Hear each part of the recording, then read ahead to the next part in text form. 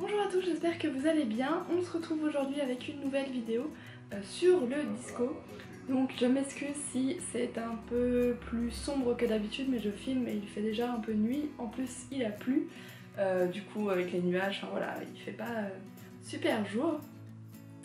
Donc voilà, je vous disais qu'aujourd'hui ça allait être une nouvelle vidéo sur le disco. Donc la troisième, je vous mettrai en barre d'infos le lien vers les deux premières.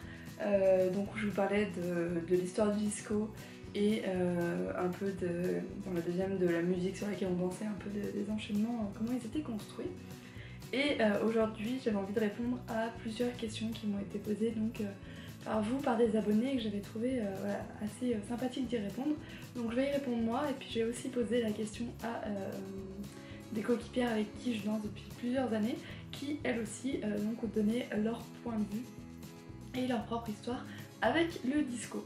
Donc on commence avec la première question qui était comment j'ai découvert en fait ce sport. Et ben moi ça a été complètement par hasard. En fait j'allais voir, quand j'avais 11-12 ans, j'allais voir ma sœur qui faisait un spectacle de modern jazz avec donc son école. Et dans le spectacle il y avait son école et puis une autre école qui présentait une autre forme de danse, et c'était donc du disco. Et donc quand j'ai vu les danseuses voilà, performer sur la scène, ça m'a donné envie. En plus je connaissais une des filles qui dansait, donc j'ai pu discuter un peu avec elle et je me suis dit allez, en septembre, l'année d'après, je commence la discipline et puis je verrai bien où ça va me mener. Et donc j'ai commencé, j'ai bien aimé dès le début, et dès la première année j'ai pu commencer à faire quelques compétitions, ce qui m'a je pense donné envie de vraiment continuer. Donc voilà, je remercie ma sœur, on va dire, qui, grâce à elle, j'ai découvert cette danse que je pratique depuis maintenant 13 ans. Ouais, ça fait maintenant 13 ans. La deuxième question, c'était pourquoi j'ai choisi ce sport, et j'ai continué à choisir ce sport plutôt qu'un autre. Je dirais que c'est parce que ça me défoule un peu, que ça permet après le stress du travail de tout envoyer, de penser plus à rien d'autre, de vraiment se mettre à corps et âme dans ce sport-là et d'évacuer un peu tout le stress et toute l'énergie que je peux avoir. Je me verrais pas faire un sport très lent, très relaxant. Je pense que je pèterais vite un câble. Moi je préfère quand c'est dynamique et que ça bouge beaucoup. Aussi, ce que j'ai bien aimé, c'est en fait la liberté un peu qu'on a de construire notre propre enchaînement, de laisser parler notre imagination, de pouvoir s'inspirer de ce qu'on voit ailleurs et d'essayer de se tromper, de recommencer, de réessayer. Enfin voilà, pour moi c'est comme ça qu'on apprend le mieux. Il n'y a rien qui est imposé, voilà, il n'y a que nous et notre créativité qui nous font barrière. Après le reste, on peut laisser parler, on va dire, notre corps et nos envies. C'est ça que j'ai beaucoup aimé, et puis c'est aussi la compétition, parce que je trouve que c'est bien de monter quelque chose et puis d'aller l'essayer en compétition au début d'année, de voir ce que ça rend, de remodifier, de réessayer dans une autre compétition, etc. Ça fait un peu un cycle et ça permet de ne pas avoir quelque chose de monotone du début de l'année à la fin de l'année. Enfin moi j'aurais du mal à faire comme en modern jazz, à inventer une chorégraphie au début de l'année pour la présenter qu'au mois de juin de l'année d'après. Pour moi ce serait interminable et je m'ennuierais assez rapidement, alors que là comme on est sans cesse en train de faire bouger notre enchaînement et nos enchaînements parce qu'on est en solo, duo et puis à plusieurs, et ben on va dire qu'on n'a pas trop le temps de s'ennuyer et on se renouvelle à chaque fois, ce que je trouve super intéressant et enrichissant. Qu'est-ce qui me viendrait d'autre à l'esprit? Parce que je vais pas préparer les questions, j'ai préféré laisser parler comme ça, je trouve que ça... Enfin moi on va dire que je m'étonne moi-même aussi des fois en disant certaines choses. Donc voilà, il y a... Voilà, c'est entraînant, la musique entraînante, ça donne envie d'y aller. C'est vrai que le fait de danser à plusieurs, ben, on s'entraide aussi. Ouais, je pense que j'ai dit le principal, les compétitions, le fait que ça défoule et de pouvoir monter notre enchaînement comme on veut toutes les années sans avoir des choses imposées, être complètement libre de parler avec notre imagination. Et donc pourquoi j'ai continué cette danse et pas une autre? Parce que à ce moment-là, quand j'ai commencé, je faisais aussi de la GRS, donc la gymnastique rythmique. Donc c'est avec tout ce qui est ballon, cerceau, ruban, etc. Et en fait, il y a un moment où les compétitions sont arrivées à tomber les mêmes jours. en particulier les championnats de France. Et du coup il a fallu que je choisisse entre l'un ou l'autre parce que je pouvais pas. Enfin en GRS on était un groupe donc je pouvais pas les laisser tomber, j'étais obligée d'aller avec elle. Mais en même temps j'avais aussi envie de danser le disco. Et puis bon on est arrivé à un âge où chacune de mes coéquipières et moi-même, on commençait le lycée, on avait choisi toutes des options différentes, donc on avait moins de temps de s'entraîner ensemble. Donc j'ai arrêté la GRS et j'ai préféré continuer le disco.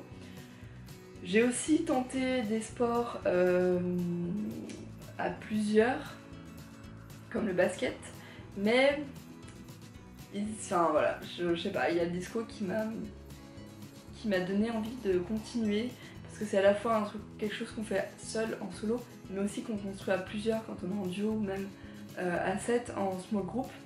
C'est un travail de groupe, on doit toutes s'écouter, chacune apporte sa pierre à l'édifice on va dire.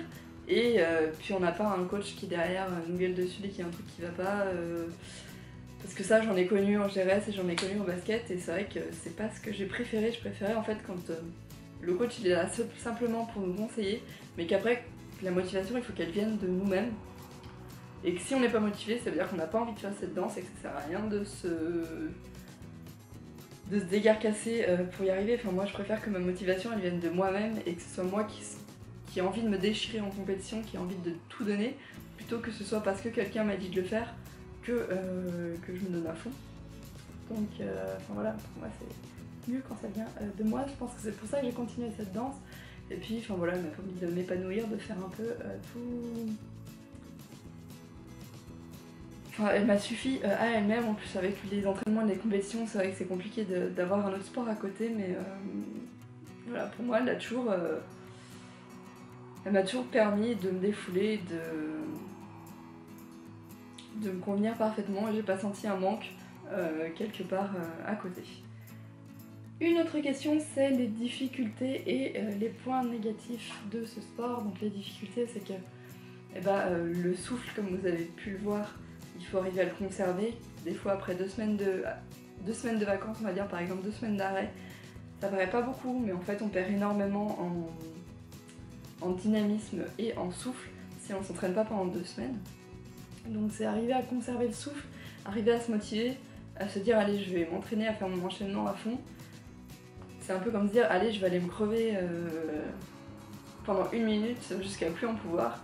Et des fois c'est un peu compliqué de se motiver à faire ça, en particulier en hiver quand il fait froid et que voilà, faut en même temps, c'est pareil, en été quand il fait trop chaud on n'a pas envie d'aller transpirer de tout notre saoul, mais voilà, il faut arriver à se motiver, à le faire, ça se perd super vite, c'est un peu dur à gagner ce souffle-là parce qu'on peut pas aller courir sur de longue distance, c'est plutôt du fractionné, il faut que ça aille, parce qu'on passe de rien à tout en quelques secondes et ça dure qu'1 minute ou 2 minutes et pas plus. Donc voilà, il faut qu'on soit vraiment à fond. Et puis il y a aussi la souplesse qui a travaillé, qui demande du travail un peu chez soi parce que c'est pas en 2 entraînements qu'on va arriver à faire le grand écart ou les 3 grands écarts comme ça.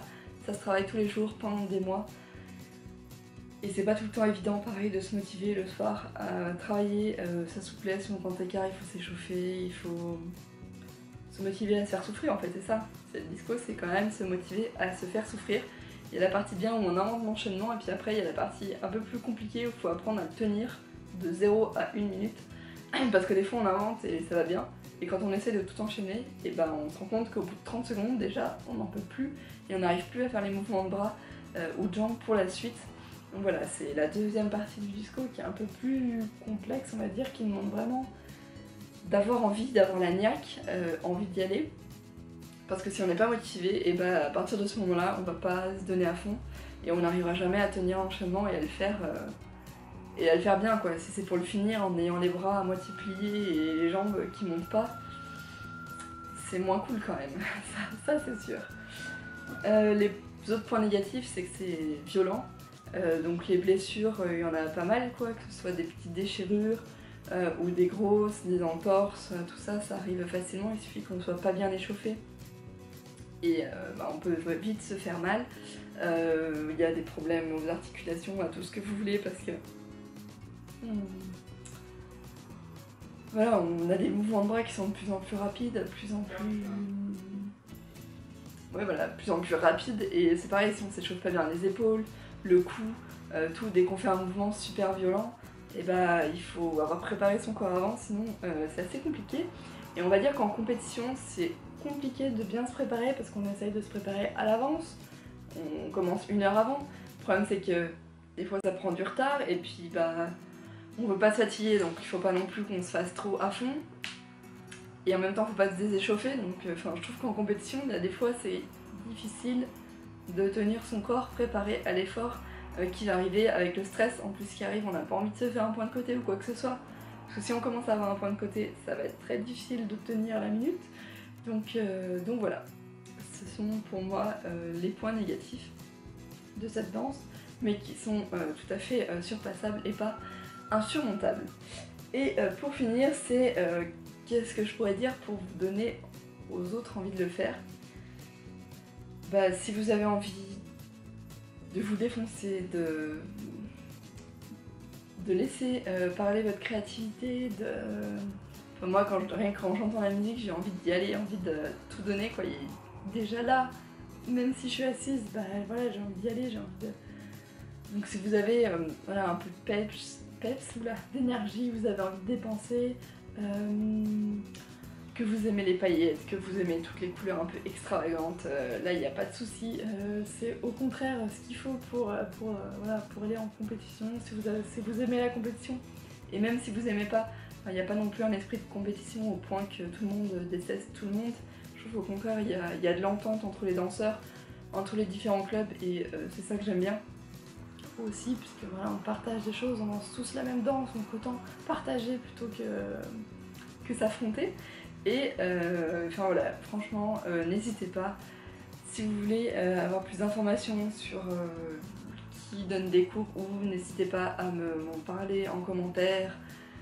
Enfin voilà, je serais ravie de vous aider. Si on peut être vraiment plus qui pratiquons cette danse en France, ça serait vraiment super. Surtout pour aller à l'étranger, quand on voit que dans les pays de l'Est, c'est vraiment quelque chose... c'est presque un sport national, alors qu'ici c'est vraiment pas connu. Donc plus on est, mieux ce sera. N'hésitez surtout pas. Je vais laisser la parole tout de suite à mes coéquipières qui vont vous dire un peu comment elles ont découvert cette danse et ce qu'elles en pensent, etc. Donc voici Margot qui fait de la danse depuis combien de temps t'en fais? 8 ans.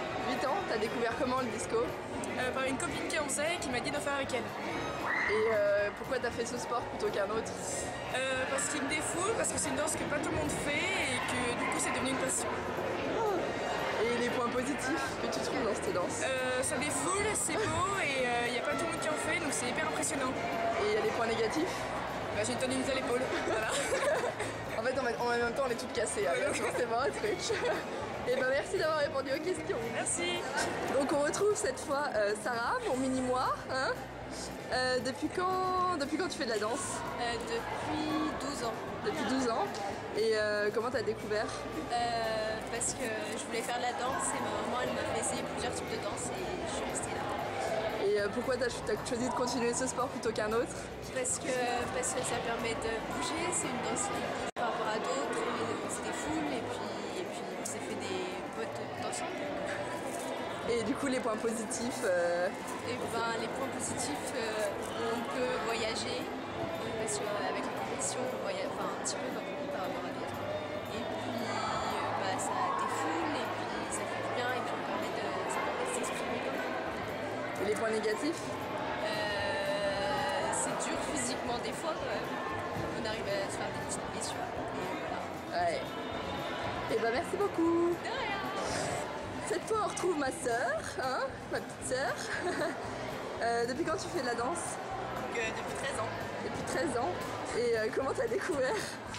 Bah grâce à toi, parce que je t'ai vu danser, je suis allée à tes compétitions et du coup bah voilà. Ouais, puis moi j'ai découvert grâce à toi quand tu faisais de la danse du modern jazz et qu'il y avait eu le disco. Ouais, j'avais 6 ans. Ouais, enfin, on a découvert mutuellement on va dire. Pourquoi t'as voulu continuer ce sport plutôt qu'un autre? Parce que, je sais pas, j'aimais bien. Non, je sais pas, c'est devenu une passion. Donc, voilà, puis la compétition aussi. Ouais. Je sais pas, ça donne envie de continuer, de toujours évoluer. Et les points positifs? Bah, c'est une danse dynamique. On se donne tout le temps. Et puis c'est original, c'est pas connu, donc c'est bien de pratiquer un sport que les gens connaissent. Et les points négatifs? C'est que c'est pas connu justement, donc il n'y a pas beaucoup de danseurs, donc en compétition on est très peu, donc Ouais. c'est embêtant quoi. En France, ouais, c'est vrai qu'on n'est pas beaucoup, quoi. Voilà. Donc faut qu'il y en ait plein qui nous rejoignent l'année prochaine. C'est bien. Et bah merci beaucoup. Rien. Merci d'avoir regardé cette vidéo, j'espère qu'elle vous aura plu. N'hésitez pas à me faire part de tous vos commentaires en commentaire, hein, bien sûr. Et si vous avez d'autres questions auxquelles vous voulez que je réponde ou que mes coéquipiers répondent, n'hésitez pas, je pense qu'on pourra refaire une vidéo dans ce même genre très bientôt.